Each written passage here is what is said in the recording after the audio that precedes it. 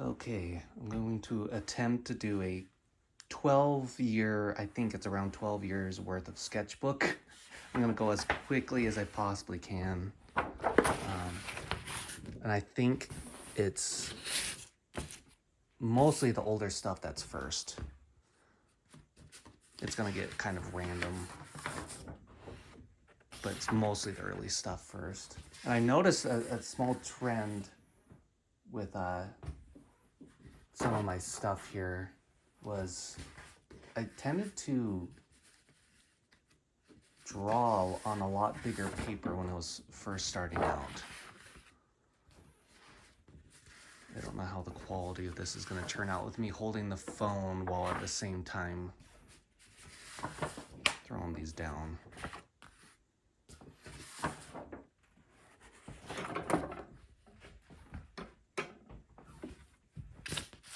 Yeah, this isn't going to turn out very well.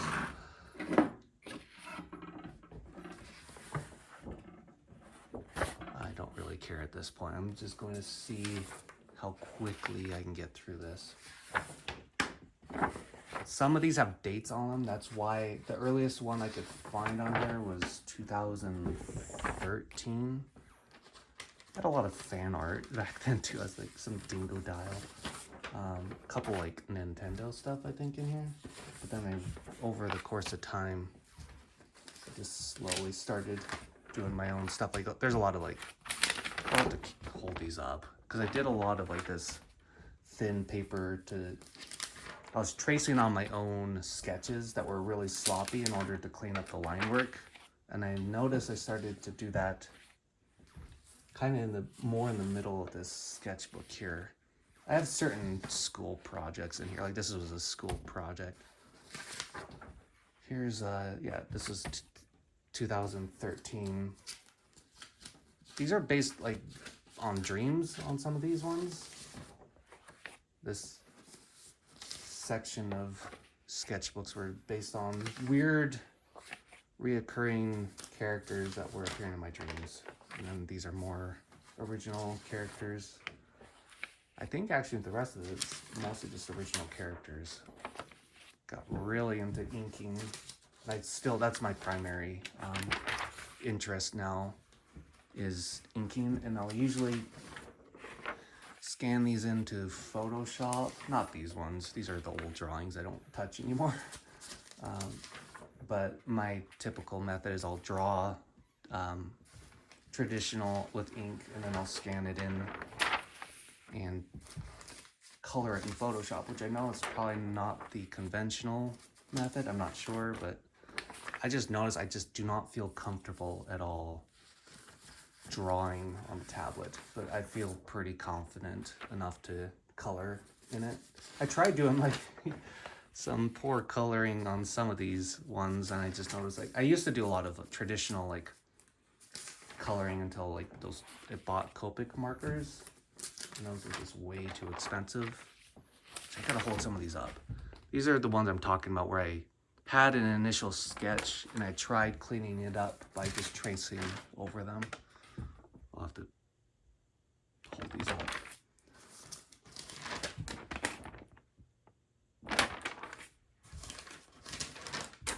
Some of these are for book illustrations I was working on. For my own stuff, not anybody else's.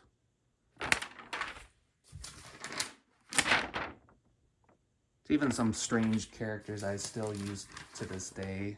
That last one, it's like a little apple imp. Forget that guy's name. Sobaslaw, that's right. Yeah, I don't know how the quality of this video is turning out, but and what I ended up is I dug it out of this portfolio. Somebody gave me this suggestion online, and I thought it was kind of cool, is cutting up your sketchbook and kind of making a cover out of it. It's like the skin out of all your old drawings. I don't know how confident now I feel about like taking a scissor to a sketchbook. Like these drawings, man, they've been hidden away for, like I said, some of them haven't seen the light. I've been taking them out at least like once a year, I would say. But some of those in the back, they're like probably the first time we've seen sunlight in a while. I don't know a lot of the story behind a lot of these either. I think this was somebody else's character. I can't remember. It doesn't matter. I'm just trying to get as much videoed as possible. See, like this, I don't really remember. I think I just was doing... Well, I gotta remember, there's a lot of stuff on the back of these. Yeah, I wasn't flipping these over. Oh well, I'll start flipping them over from now on. I'm missing a bunch of them. Yeah, and I started doing that. I was like getting lazy. I'm like, well, you can just, flip it in Photoshop once you scan it in there, but... Okay, I'm gonna flip them from now on. That was a dumb mistake.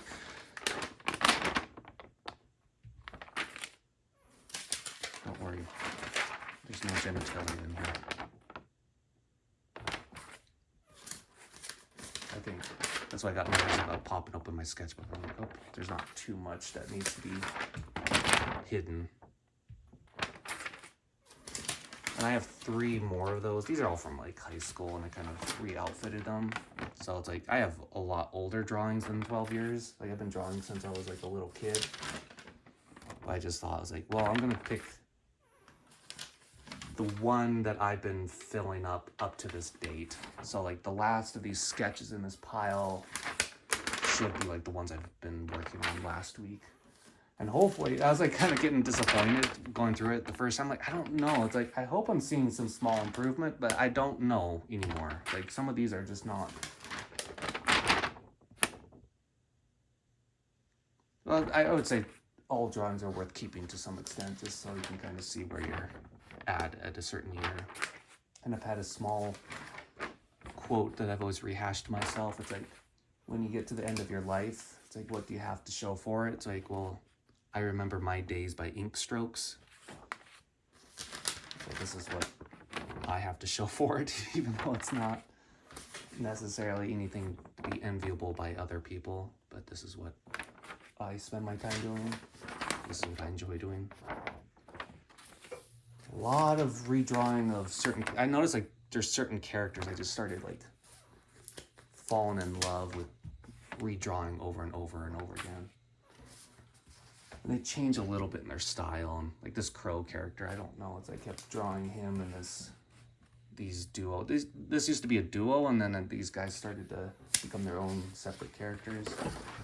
Like this was like a small comic thing I was working on. Something about like the crow. What was it? Yeah, it was some bastardized version of like Aesop's The Fox, the Crow, and the Cookie.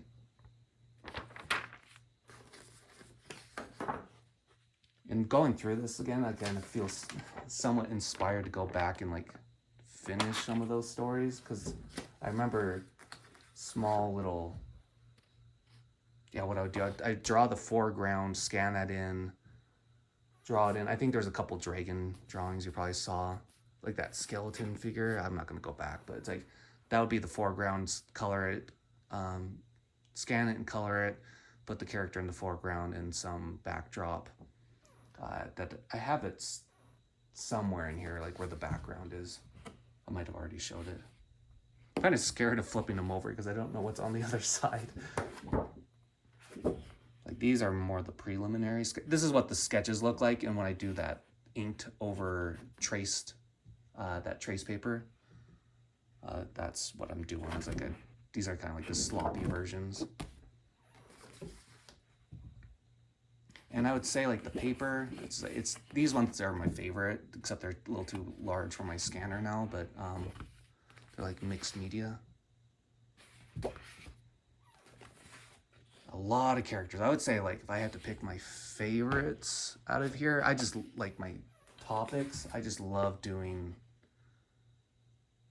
character designs. Here's a book that I was working on. It was called 21 Dreams. I think, yeah, so this next sequence of drawing is like all this. Now it's going to probably go in the reverse order with the chapters, but it's exactly what it sounds like. It was I was, what would you say? Kind of like a vamped up, poetic, saccharine version of dream journaling. But what was weird with these dreams is that they were over the span of, I would say, at least like 10 years. Like that was part of one of the chapters.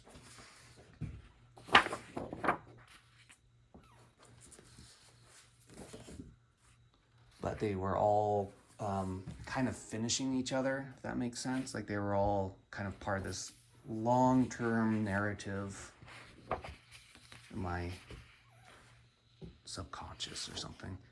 Here's these, I actually really enjoyed these. I remember I should do these more often. This is kind of part of my world building that I was doing.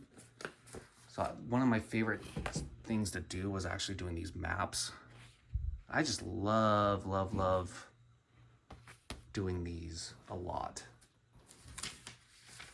It really just helps, like, even if it's not really pretty to look at, it's like it really helps me to open my inner eye a little bit to like how to walk this landscape that I'm planting all these characters in. So that last one was like, yeah, the hunter's tabletop. I gotta hold these up. Some of these drawings I gave up on. Like I drew them and I put them into Photoshop. Like that one, I just did not finish coloring it. I don't think I ever will. Hunter, oh yeah, that was one of the characters there. And some of these, obviously I'm not so proud of. They're not like, I'm really trying to like push myself through this to do a sketchbook tour, especially when you're going back a couple years back and you're already kind of like cringing at, I wish I'd do that more often, kind of writing a narrative on it. No, I'm just cringing at like the quality. It's like, I hopefully I'm gonna get better, but it's like, sometimes going back through sketchbooks can be a little bit disheartening too. This is one of the part of the 21 Dream chapter. Yeah, these are all 21 Dream chapters. I would just illustrate each chapter.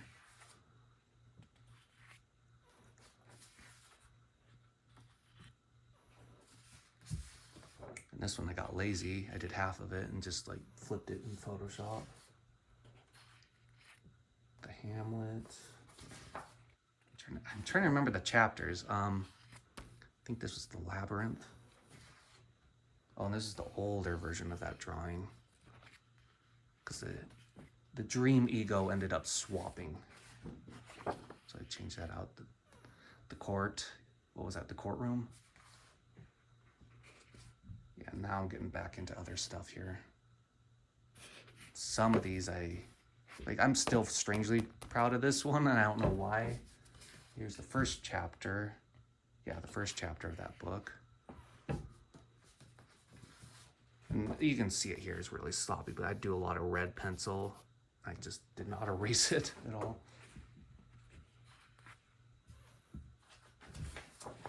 Back to other stuff.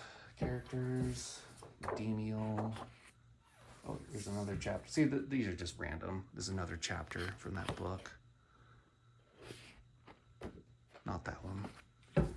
This is a project for a client. He was doing challenge coins. Gorillas. Whatever that is. See, I'm doing such a crappy job with this. I gotta hold up the drawings somewhat.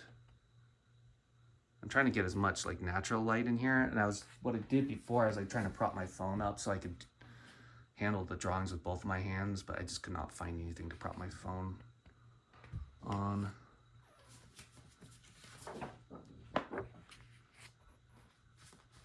Like I said, it's all mostly ink work. I don't think there's much for anything that's colored in here. Like this was a project for family, and I scanned that in and did some coloring for it. And what I never finished this one, but it's kind of funny. Like I would do pieces at a time. I'm like, I'm gonna do a big giant skeleton dude, do the arm separately, and then just kind of like stitch. Oh, I was gonna animate it, that's why. Yeah, I was gonna animate this and make it like each part was moving on its own. And for me, it was a lot easier just to do it separately. I haven't gotten huge into animation. I've done like only a handful, and they're mostly like GIFs at this point.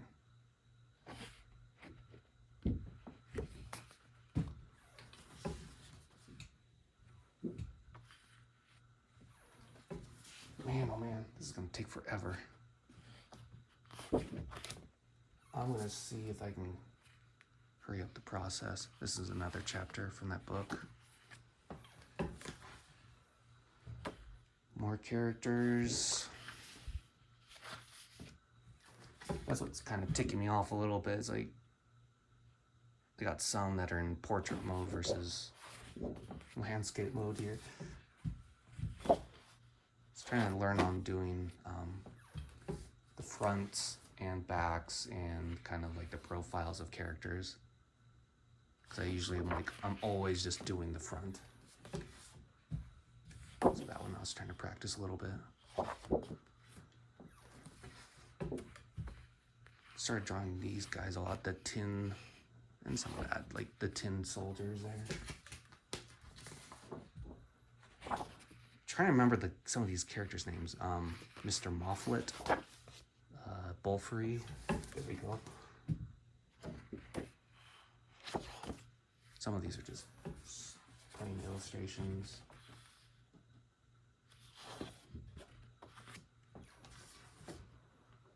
Oof.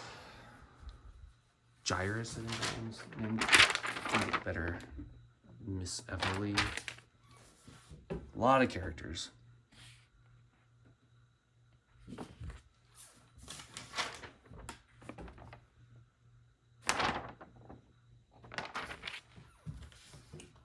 Like that one's the inked version, and here's like the preliminary sketch. I have one with that dude too. The Hierophant. The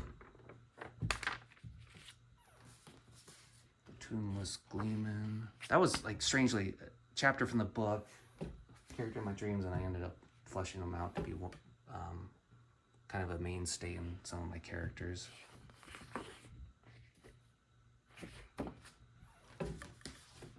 Another tin soldier. Another tin soldier. Another tin soldier. I just like drawing those dudes. Another Mr. Mofflet. So I kind of love the idea. It's like if you can draw, and if you can start falling in love with drawing some of your characters, they start really taking on a life of their own.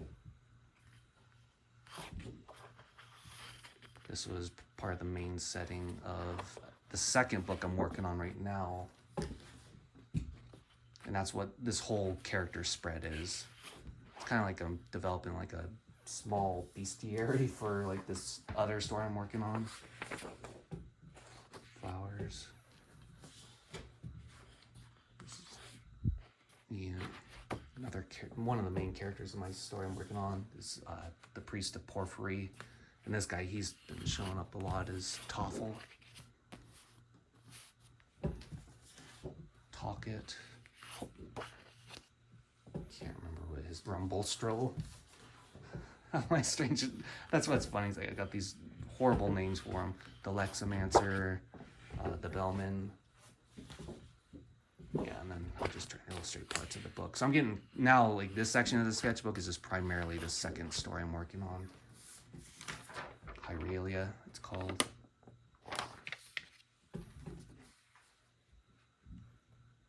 That's kind of an old sketch. Yeah, these are old sketches here. Bunch of tattoo designs I was trying to come up with. These are printed off, so these don't even count as sketches.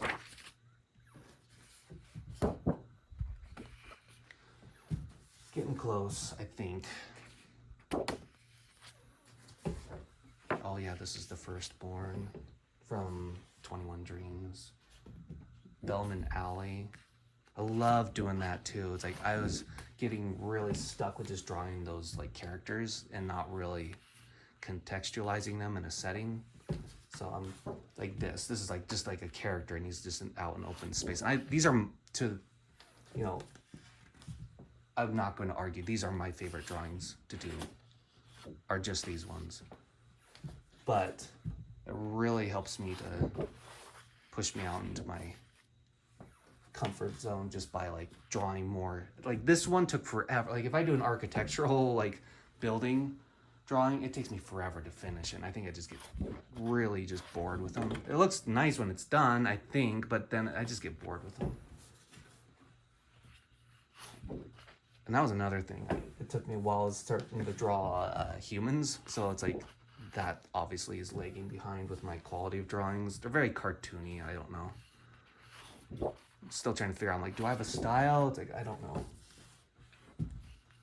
I think to the later part of the sketchbook here, it gets a little easier to figure out if I got a style or not, but sometimes I don't know if I want a style necessarily. It's like, so I can kind of venture a little into the unknown.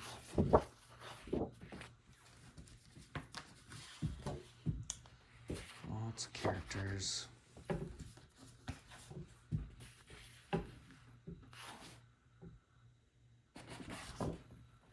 Yeah, I got some like sketches I just never finished. So I'm realizing going through this, I'm like, I just got bored, not bored with it, but yeah, I would say that. It's like you get exhausted with something, you just don't want to go back to finish it. Some characters, it's funny, it's like, why is it that certain characters inspire you to draw more of them, and some of them are like, just like that character, just keep drawing that one over and over and over. Like this character here.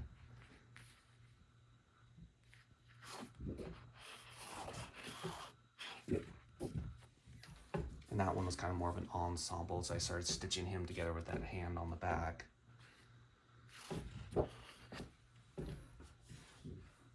This one, I spilled a bunch of ink on it. Actually wasn't that bad to draw. It just took me a long time to color it. These drawings are fun too, more like the illustration kind. What's his name? Flannery Joe, I think. I can't remember. I need to do this a lot more too. Devil's Bell. Like I would actually like write out some of the lore behind the creature design. Oh, this is still part of that 21 Dreams. The Jeweler. Here I actually tried doing like an official character design for TOEFL. I can't remember that character's name. Yeah, we're getting to the end now. And now I'm trying to do more and more scenic drawings here.